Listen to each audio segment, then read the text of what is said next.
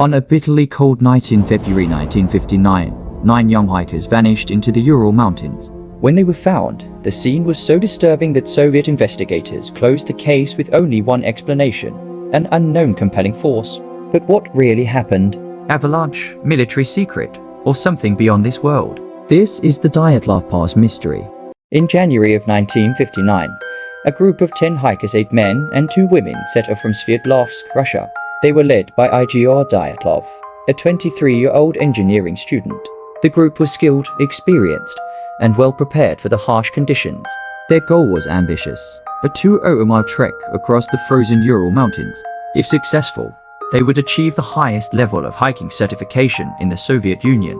On January 28th, one member, Yudin, fell ill and turned back.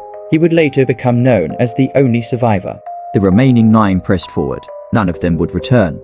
When the hikers missed their scheduled check-in, search parties were sent out. On February 26th, rescuers found the camp. What they saw was terrifying. The hikers' tent was still standing, but it had been slashed open from the inside.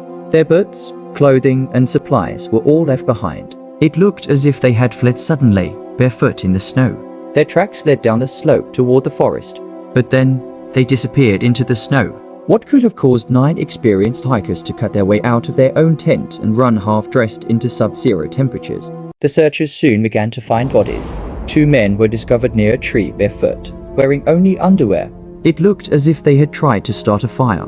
3 more were found scattered between the tree and the tent, frozen in poses that suggested they were crawling back toward camp.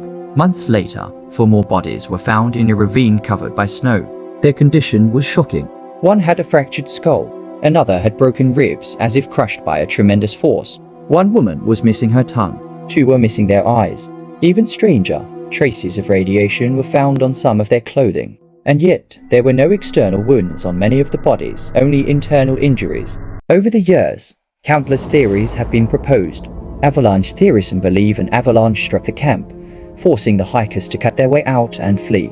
But investigators found no evidence of an avalanche at the site. Military tests the Ural Mountains were known for secret Soviet experiments. Some suggest the hikers stumbled into weapons testing, perhaps parachute mines or radiation experiments. Paranormal explanations locals spoke of glowing orange orbs in the sky that night. UFOs? Supernatural forces? Some believe the hikers witnessed something they were never meant to see.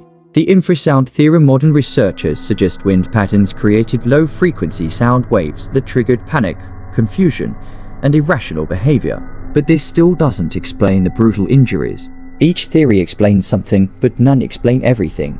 Adding to the mystery is the Soviet Union's response. Investigators sealed documents, forbade discussion, and declared the deaths caused by an unknown compelling force. Families were silenced. Witnesses were warned. For decades, the truth was buried under secrecy, fueling speculation of conspiracy and cover-up. Today, Dyatlov Pass remains a place of fear and fascination. Hikers still visit the site, where a memorial now stands to the 9 who perished. Books, documentaries, and films continue to explore the case, but no one has ever provided a definitive answer. The Dyatlov Pass incident remains one of history's darkest and most chilling puzzles. So, what do you think happened in that frozen wilderness in 1959? Was it an avalanche, a secret Soviet experiment, or something beyond our understanding? Let me know your theories in the comments below. And if you enjoy exploring the world's greatest mysteries, don't forget to like, share, and subscribe for more chilling stories.